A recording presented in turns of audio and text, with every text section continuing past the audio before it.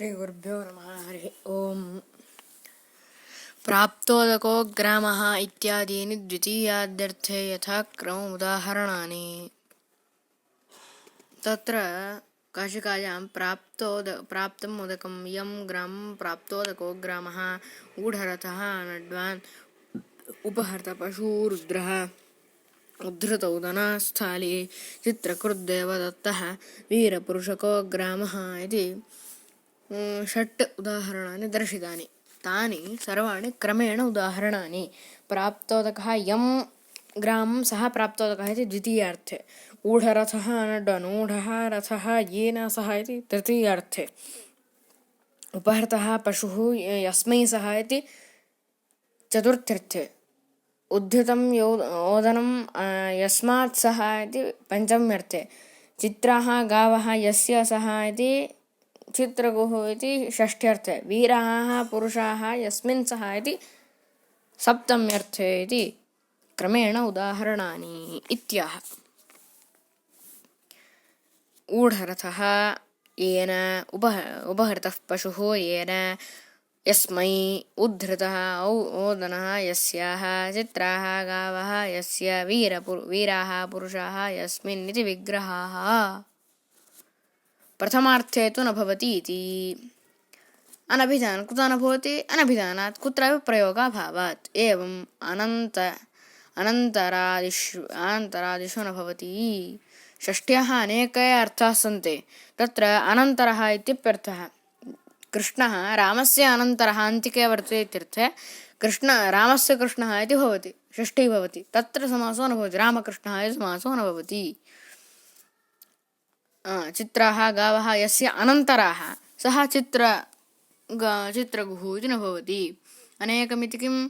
सुप्सुपा इत्यधिकारादेव तत्पुरुषबहुव्रीहिरप्येकस्य न भवति इति प्रश्नः।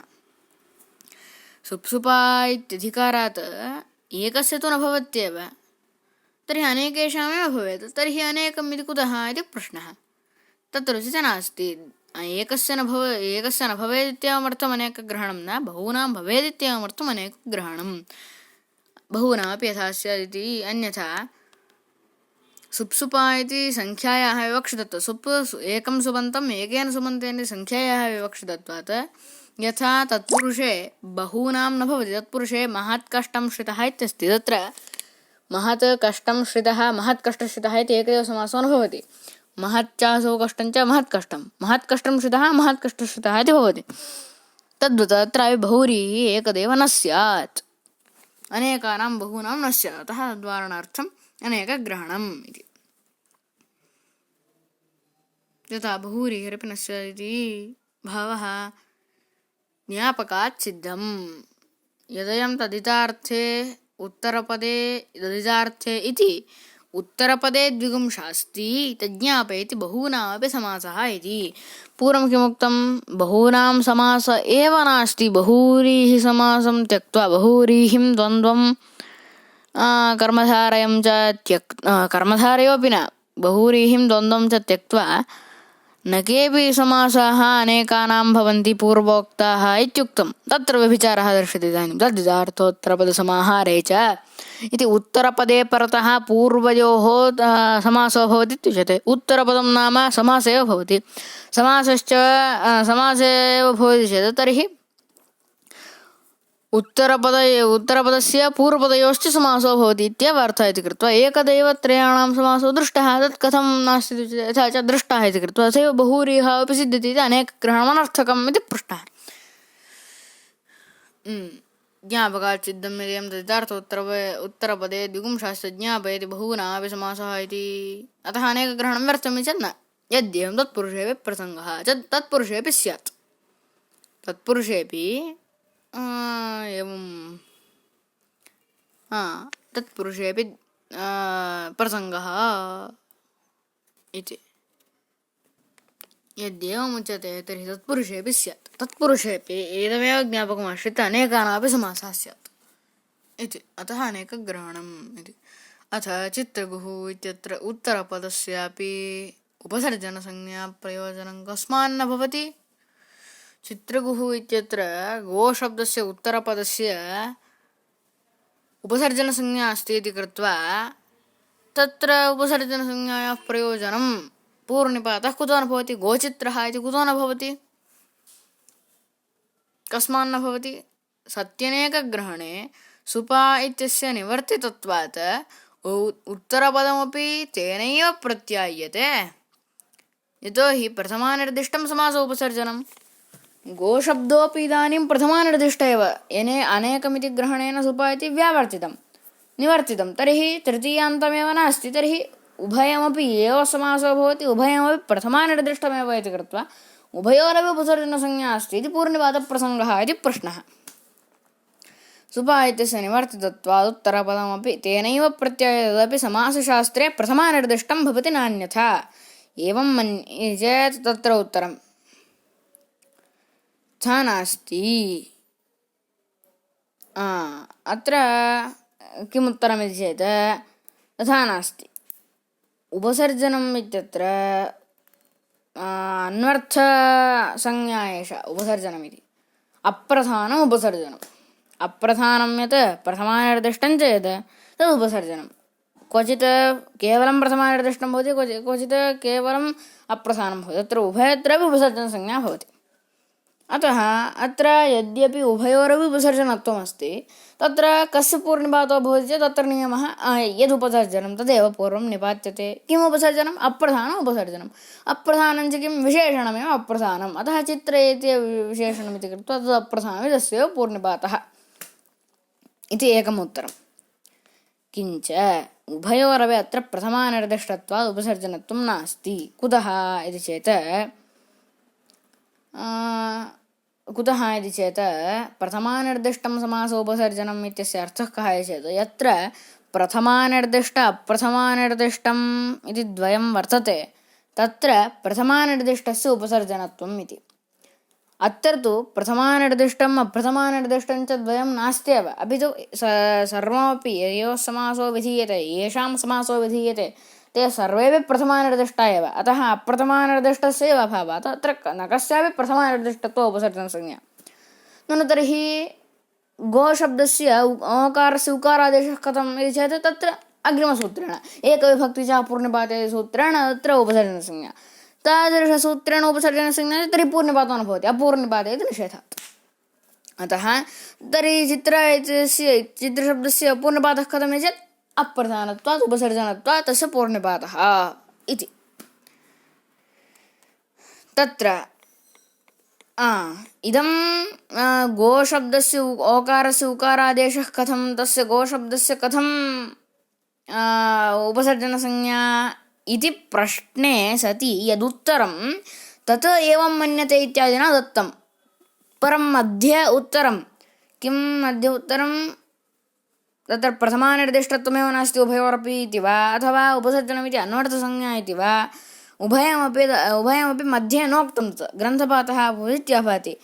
एवं मन्यते चित्रकुस्तिष्ठति चित्रकुं पश्य इति प्रधानस्य अन्यपदार्थस्य नानाविभक्तियो। अत्र शङ्का, ननु एकविभक्त्या पूर्णपातित्वेनापि न भवति, यतोहि गोशब्दः समासे अनेकविभक्त्यन्तः।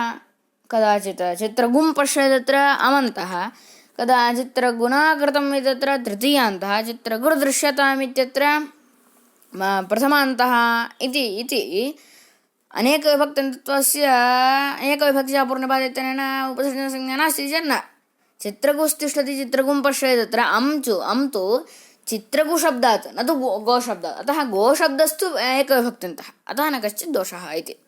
चित्रगुं पश्यति प्रधानस्य अन्यपदार्थस्य नानाविभक्तियोगेऽपि वर्तिपदयोः चित्रशब्दगोशब्दयोः नित्यप्रथमान्तत्वात् एकविभक्ति इत्येव सिद्धमुपसर्जनत्वम् इति। इत्यतः एकविभक्त्या पूर्णपातित्वेन उपसर्जनत्वम् अस्ति गोशब्दस्य, अस्ति चेत् तर्हि ह्रस्वो भवति। अतः ह्रस्वो न भवति इति शङ्का न कर्तव्या। तथा च प्रधानम् उपसर्जनं नाम प्रधानम् इत्यप्यर्थः। अतः अत्र न कश्चित् दोषः इति एकम्। अथवा उभयोरपि प्रथमानिर्दिष्टत्वोपसर्जत्वं नास्त्येव इति उत्तरद्वयम् अत्र भवति इति। अग्रे सुसूक्ष्मजटकेशेन सुगजाजिनवाससा समन्तशितिरन्ध्रेण द्वयोर्वर्तौ न सिद्ध्यति सुसूक्ष्मजटकेशेन इति। सुष्ठु सूक्ष्माः जटाः केशाः अस्य इति चतुर्णां बहुव्रीहौ ज्ञापोः संज्ञाछन्दसोर्बहुलमिति बहुलवचनात् ह्रस्वत्वम्। सुसूक्ष्मजटकेशेन इति सुष्ठु सुशब्दस्य सुशब्दः सूक्ष्मशब्दः जटाशब्दः केशशब्दः इति शब्दचतुष्टयम् अत्र अस्ति। अत्र शङ्का, ननु जटाशब्दः यदि समासान्तः तर्ह्येव सुसूक्ष्मजटकेशेन इति भवति, अन्यथा सुसूक्ष्मजटाकेशेन इति भवेत् खलु। कथं सुसूक्ष्मजटकेशेन इत्युक्तम् इति चेत् तत्र उक्तं ज्ञापोः संज्ञाछन्दसोः इति सूत्रेण संज्ञाछन्दसोर्बहुलम् इति बहुलवचनात् तत्र ह्रस्वत्वम्। ङि अपनयोः संज्ञायां छन्दसि च विषये बहुलं ह्रस्वो भवति सूत्रार्थः। अत्र उभयो ज्ञापस्ति परं संज्ञा नास्ति छन्दः अपि नास्ति, तथापि बहुलग्रहणम् अत्र भवति। यद्वा सुष्ठु सूक्ष्माः जटाः येषु इति ते सुसूक्ष्मजटाः तादृशाः केशाः अस्य इति पुनर्बहुव्रीहिः इति। अत्र चतुर्णां पदानाम् एकदैव समासो न, अत्र त्रयाणामेव एकदैव समासः। सुष्ठु सूक्ष्माः जटाः यस्य इति एकदा समासः, तदा सुसूक्ष्मजटा इति एकः समासः। तत्र समासान् दत्वा आकारस्य अकारः ह्रस्वः। अनन्तरं पुनः सुसूक्ष्माः जटाः केशाश्च येषाम् अस्य इति पुनः बहुव्रीहि, तदा सुसूक्ष्मजटकेशः इति भवति इति। एवं सुष्ठु गजाजिनम्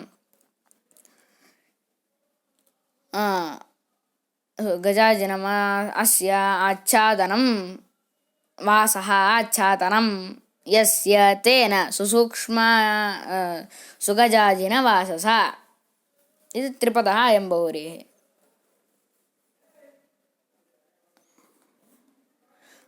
तृतीयान्त उदाहरणं श्लोके तथा पठितत्वात् सुसूक्ष्मजटकेशेन इति तृतीयान्तम् उक्तं। तत् कुतः इति चेत् श्लोके तथा पठितम् इति। कुत्र श्लोकः अयं कुत्र अस्ति? काशिकायाम् एवं न भवेत्। समन्तशितिरन्ध्रेण द्वयोर्वर्तौ न सिद्ध्यति इति न भवेत्। तर्हि इदं सिद्ध्यति, यतोहि पुनः तं श्लोकं पदमञ्जरीकृत् पठति स्वयं स्वातन्त्र्येण, अतः तद् ज्ञापयति। अयं श्लोकः काशिकायां नास्ति। सुसूक्ष्मजटकेशेन सुगजाजिनवाससा इत्येव अस्ति। समग्रश्लोकः कः चेत् तल्लिखति समन्तशितिरन्ध्रेण द्वयोर्वर्तौ न सिद्ध्यति इति भाष्ये श्लोकः पठितः। तत्र तु श्लोकपूरणार्थं तृतीयानिर्देशः। तत्र तृतीयानिर्देशः कुतचित् श्लोकपूरणार्थम्। अन्यग्रहणं बहुव्रीहि तत्पुरुषयोर्विषयविभागार्थम्। अत्र अन्यपदार्थग्रहणं किम् इत्येव साक्षात् प्रश्नः कृतः काशिकायां। तत्र अन्यग्रहणं किं, पदग्रहणं किम्, अर्थग्रहणं किम् इति त्रयाणामपि पदानां कृत्यं दर्शयति, अर्थं दर्शयति। अन्यग्रहणं बहुव्रीहि तत्पुरुषयोर्विषयविभागार्थम्। असति तस्मिन् अन्यग्रहणं यदि नास्ति तर्हि कण्ठे कालः इत्यादौ व्यधिकरणपदे सावकाशं बहुव्रीहिं स्वपदार्थे इव नीलोत्पलं सरः इत्यादौ समानाधिकरणे तत्पुरुषो बाधेत। यदि अन्यग्रहणं न क्रियते तर्हि अनेकं पदार्थे इति भवति। अत्र कण्ठे कालः इत्यत्र व्यधिकरणबहुव्रीहेः प्रवृत्तिरस्ति। अत्र तत्पुरुषः बहुव्रीहिं बाधेत इत्युच्यते। कुतः इति चेत् कः तत्पुरुषः चेत् कर्मधारयरूपतत्पुरुषः बहुव्रीहिं बाधेत। समानाधिकरणतत्पुरुषः बहुव्रीहिं बाधेत। कुतः इति चेत् कण्ठे कालः इत्यत्र बहुव्रीहिः सावकाशः। व्यधिकरणे शब्दे बहुव्रीहिः सावकाशः। अनेकमन्यपदार्थे सूत्रभेदः बहुव्रीहिः सावकाशः। परं तत्पुरुषस्तु समानाधिकरणतत्पुरुषस्तु निरवकाशः। यत्र यत्र समानाधिकरणतत्पुरुषः प्रवर्तते तत्र सर्वत्रापि बहुव्रीहिः प्रवर्तितुम् इष्टे। अतः तत्पुरुषः अनवकाशः। अतः नीलोत्पलं सरः इत्यत्र उभयप्राप्तिः। व्यधिकरणबहुव्रीहेः अपि व्यधिकरणबहुव्रीहेः न बहुव्रीहेः अपि प्राप्तिः नीलोत्पलं सरः इत्यत्र तत्पुरुषस्यापि प्राप्तिः। नीलं च उत्पलं च इति तत्पुरुषस्यापि कर्मधारस्यापि प्राप्तिः। तत्र उभयप्राप्तौ अनवकाशत्वात् तत्पुरुषः बहुव्रीहिं बाधेत। भवतु अन्यग्रहणं क्रियतां तेन किं भवति चेत् अन्यग्रहणे तु सति स्वपदार्थे सावकाशं तत्पुरुषं परत्वात् बहुव्रीहिर्बाधते इति न कश्चित् दोषः। स्वपदार्थे सावकाशः तत्पुरुषः यदि निरवकाशः तर्हि विप्रतिषेधो भवति। तत्पुरुषः सावकाशः कुत्र सावकाशः स्वपदार्थे उत्तरपदार्थे अथवा पूर्वपदार्थे वैभवः पूर्वपदार्थे क्वचित् उत्तरपदार्थे तत्पुरुषः प्रायः तत् उत्तरपदार्थे सावकाशः तत्पुरुषः नीलोत्पलं सरः यत्र बहुव्रीहिर्बाधते परत्वात् इति। पदग्रहणं किं पदार्थे यथा स्याद् वाक्यार्थे मा भूत्। पदग्रहणं कुतः चेत् पदार्थे एव समासः भवेत् वाक्यार्थे मा भूत्। अतः कश्चित् कञ्चिन्नद्यां सिष्णासु माह कश्चित् नद्यां सिष्णासुं स्नातुमिच्छावन्तम् आह किमित्याह नद्यां ग्राहाः सन्ति ग्राहाः मकराः गृह्णन्ति इति ग्राहाः सन्ति इत्येव आह। तदा तेन किं ज्ञायते नद्यां ग्राहाः सन्ति अतः मया न स्नातव्यमित्यस्य अभिप्रायः इति तस्य ज्ञायते। तत्र एतानि पदानि तस्मात् तत्र मास्नासीः इति वाक्यार्थं गमयन्ति इति तेषां बहुव्रीहिसंज्ञा प्राप्नोति। नद्यां ग्राहाः सन्ति इत्यत्र नदीग्राहाः इत्यादि बहुव्रीहिसमासः स्यात्। कुत्र नदीग्राहाः इति बहुव्रीहिसमासो भवति नदीग्राहाः इति कदा भवति नदीग्राहशब्दात् नद्यां ग्राहाः यस्मिन् सः नदीग्राहः सा नदी एव तदर्थे भवति। परम् अत्र तु किमर्थे स्यात् चेत् तत्र मास्नाहि इति वाक्यार्थः सः अर्थात् प्रतीयमानः अर्थः नद्यां ग्राहाः सन्ति इति वाक्यात् तस्मात् तत्र मास्नाहि इति यः वाक्यार्थः बुध्यते तादृश अर्थे नद्यां ग्राहाः सन्ति तत्र नदीग्राहशब्दस्य समासः स्यात्। नदीग्राहाः नाम तत्र मास्नाहि इत्यर्थः इति समासः स्यात्। अतः तद्वारणार्थं पद इति तस्मात् तत्र मास्नाहि इति पदं न अतः न कश्चित् दोषः। वाक्यार्थं गमयन्ति तेषां बहुव्रीहिसंज्ञा प्राप्नोति इति पदग्रहणस्य प्रयोजनं समाप्तम्। अनन्तरम् अर्थग्रहणं किम् अर्थग्रहणं कुतः अन्यपदे इत्यनेन अलं यावता पदे पदान्तरस्य वृत्त्यसम्भवादेव पदार्थे भविष्यति। पदे पदान्तरं न भवति पदं पदान्तरवाचकं न भवति अत एव पदार्थे अधिगम्यते। कृत्स्ने पदार्थे यथा स्यात् चेत् तत्र कृत्स्ने पदार्थे अस्य उत्तरमेकं भवत्येव पदे तथा नास्ति। पदे पदान्तरस्य वृत्तिर्भवत्येव यतोहि द्विरेफशब्दः द्वौ रेफौ यस्य सः द्विरेफः शब्दः भ्रमरशब्दः तादृशशब्दः द्विरेफः इति कृत्वा पदं तत्र द्विरेफं भवति।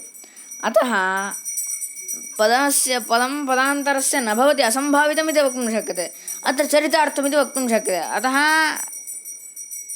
अर्थग्रहणमिति वक्तुं शक्यते। तथा प्रयोजनान्तरमः कृत्स्ने पदार्थे यथा स्यात्।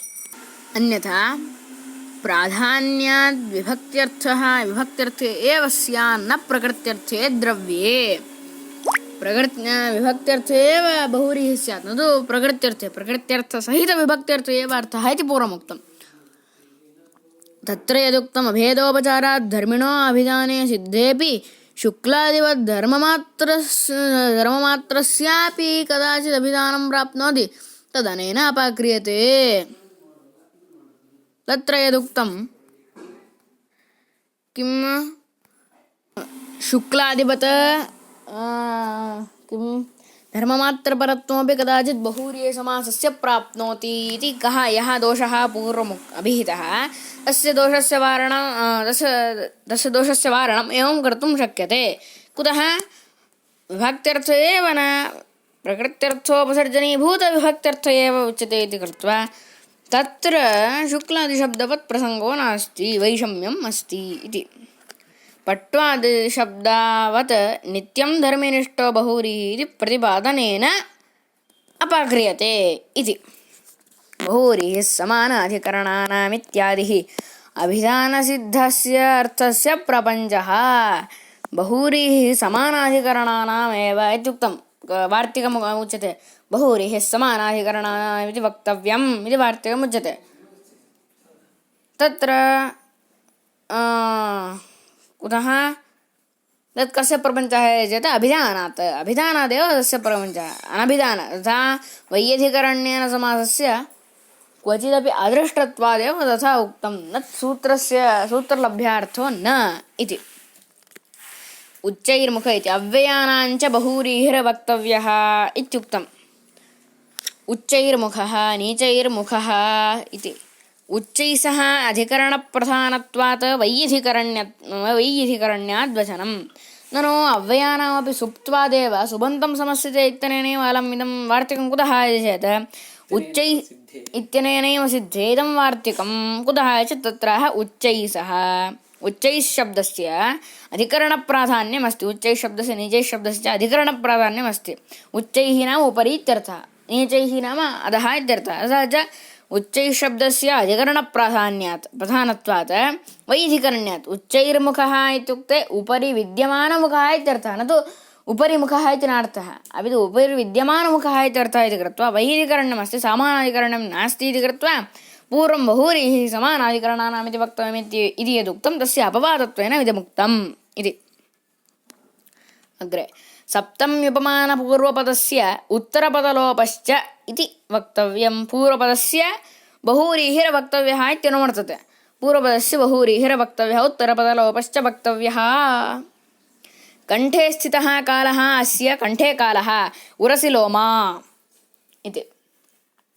उष्ट्रस्य मुखमिव मुखं यस्य सः उष्ट्रमुखः खरमुखः इति.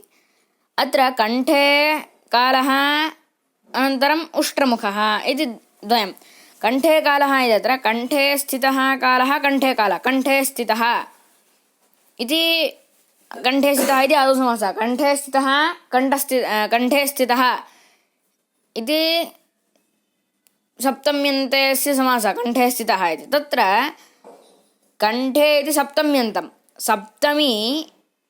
सप्तम्यन्तं यत् पूर्वपदम् उपमानवाचकं च यत् पूर्वपदं तस्य समासस्य सप्तम्युपमानपूर्वपदस्य इति बहुव्रीहिः. सप्तमी च उपमानश्च इति द्वन्द्वः आदौ. सप्तमी नाम सप्तम्यन्तमित्यर्थः. सप्तम्यन्तं च उपमानवाचकं च उपमानवाचकं च पूर्वपदं यस्य सः सप्तम्युपमानपूर्वपदः. कः समासः? कश्चन समासः. तादृशसमासः अन्यशब्देन सह समस्यते. तस्मिन् समासे नाम पूर्वपदे भूतसमासे कण्ठे कालः तत्र कण्ठे स्थितः कालः कण्ठे कालः इति भवति. तत्र पूर्वपदस्य उत्तरपदस्य कण्ठे स्थितः इत्यत्र उत्तरपदस्य स्थितशब्दस्य लोपश्च वक्तव्यः इति. कण्ठे स्थितः कालः कण्ठे कालः इति भवति. उष्ट्रस्य मुखमिव मुखं यस्य सः उष्ट्रमुखः. उष्ट्रस्य मुखम् उष्ट्रमुखम् इति आदौ समासः.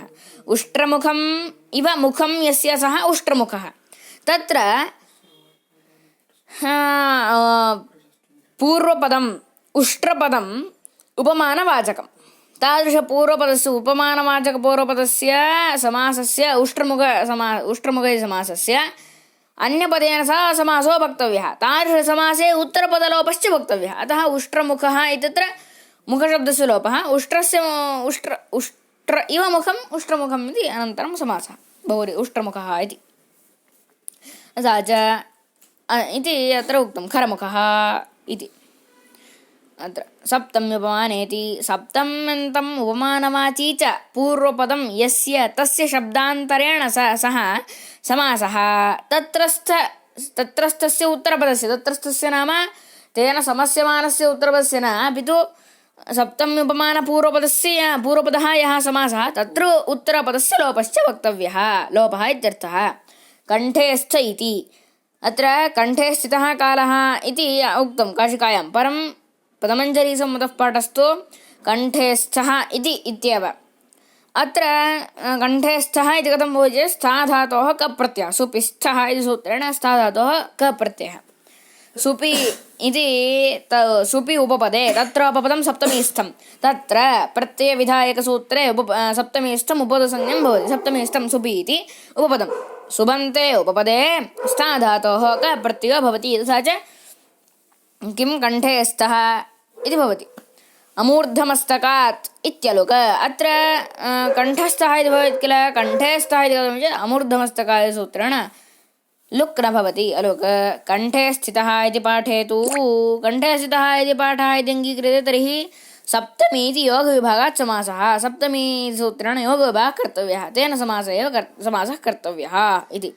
समानाधिकरणत्वात् समासे सिद्धे वचनम् उत्तरपदलोपार्थम् अत्र यद्यपि समानाधिकरणत्वादेव पूर्वेणैव समासः सिद्धः किम् अनेकमन्यपदार्थे इत्यनेनैव सिद्धः समासः अत्र कण्ठे स्थितः कालः यस्य सः कण्ठस्थितकालः इति भवति तत्र तर्हि इदं वचनं कुतः चेत् उत्तरपदलोपार्थमिदं वचनं तेन वैयधिकरण्येऽप्यत्र गमकत्वमस्ति इति प्रदर्श्यते उष्ट्रमुखमिव इति अत्र शङ्का उपमानवाचकं पूर्वपदमेव न किल उष्ट्रशब्दः उपमानवाचको न उष्ट्रमुखशब्दः उपमानवाचकः खलु चेत् तत्र अवयवधर्मेण उष्ट्रमुख इति मुखम् उष्ट्रस्य अवयवः अतः अवयवधर्मेण मुखगतधर्मेण समुदायोऽप्यभिधीयते उष्ट्ररूपसमुदायोऽप्यभिधीयते इति समुदायव्यपदेशात् उष्ट्रस्य उपमानता पूर्वपदम् उष्ट्रमुखशब्दः उपमानपूर्वपदम् उष्ट्रमुखशब्दः उपमानपूर्वपदम् इति। अत्र उपमानोपमेयोः वैयधिकरण्यात् वचनं वैयधिकरण्यवद्वचनमित्यस्ति वैयधिकरण्याद्वचनमिति भवेत् वैयधिकरण्याद्वचनम् उत्तरपदलोपार्थञ्च उपमानोपमेयोः वैयधिकरण्यमस्ति वैयधिकरण्यात् तत्र समासः पूर्वेण प्राप्तः अनेकमन्यपदार्थे इत्यनेन प्राप्तोऽपि समासः बहुव्रीहिः समानाधिकरणयोर्वक्तव्यः इति निषिध्यते अतः तत्र पुनः प्राप्त्यर्थमत्र वैयधिकरण्यात् प्राप्त्यर्थमत्र वचनम् उत्तरपदलोपार्थञ्च इति। उष्ट्रमुख इति उष्ट्रः मुखम् अस्य इति विग्रहः अत्र इदं वार्तिकं मास्तु इति खण्डयति उष्ट्रः मुखम् अस्य इत्येव विग्रहः तत्र प्राण्यन्तरस्य मुखं न भवति अतः सादृश्यं प्रतीयते उष्ट्रः एव मुखं यस्य सः इति मुखेन सह उष्ट्रस्य सादृश्यं न भवति अतः उष्ट्रस्य मुखमेव मुखं यस्य सः इत्येव अर्थः तस्य उष्ट्रमुखं नाम उष्ट्रस्य मुखमिव मुखम् इत्येव अर्थः इति कृत्वा अत्र उष्ट्रः मुखं यस्य सः उष्ट्रमुख इत्येव समासः इति न कश्चित् दोषः इति इदं वार्तिकं व्यर्थम् इति। उष्ट्रोमुखमस्य इति विग्रहः न च प्राण्यन्तरस्य मुखम् उपपद्यते इति सामर्थ्यात् सादृश्यावगतिः मुखेन च मुखस्य सादृश्यं प्रसिद्धम् इति उष्ट्रमुखमिव मुखम् अस्य इत्ययमर्थो भवति तस्मात् उत्तरपदलोपो न वक्तव्यः इति। समुदायविकारषष्ठ्या इति समुदायाः अवयवसम्बन्धे प्रकृतिविकारसम्बन्धे च या षष्ठी तदन्तात् परं यदुत्तरपदं तदन्तस्य समासस्य शब्दान्तरेण सह बहुव्रीहित्यर्थः केशचूड इति। इदमपि केशसमाहारे केशशब्दस्य वृत्तेः सिद्धम् एवं स्वर्णविकारे स्वर्णशब्दस्य वृत्तेः स्वर्णालङ्कारः सिद्धं वचनन्तो केशसमूहचूडः स्वर्णविकारालङ्कारः इत्युत्तरपदस्य श्रवणं मा भूरि इति। श्रीकृष्णार्पणमस्तु।